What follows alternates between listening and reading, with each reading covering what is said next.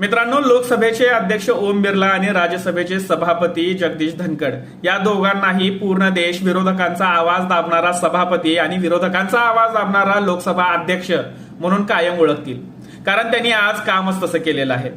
आज लोकसभेचे विरोधी पक्षनेता राहुल गांधी आणि राज्यसभेचे विरोधी पक्षनेता मल्लिकार्जुन खरगे या दोघांनीही नीट परीक्षा आणि पेपर लीकच्या मुद्द्यावर भाष्य करत असताना, त्याचे मुद्दे मांडत असताना, प्रश्न मांडत असताना त्यांचा माईक बंद केला. म्हणजे विरोधी पक्ष नेत्याचा माईक बंद करणे म्हणजेच तुम्ही पूर्ण देशाचा आवाज दाबताय.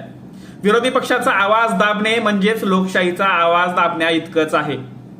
आणि हे काम केलेलं आहे या दोघांनी. म्हणजे वेगवेगळ्या सभागृहामध्ये दोन्ही चर्चा चालू असताना या दोघांनीही वेगवेगळ्या सभागृहामध्ये, राज्यसभेत आणि लोकसभेत विरोधी पक्ष नेत्याचा आवाजच बंद केला, माईकच बंद केला. ह्याला काय म्हणावं आता?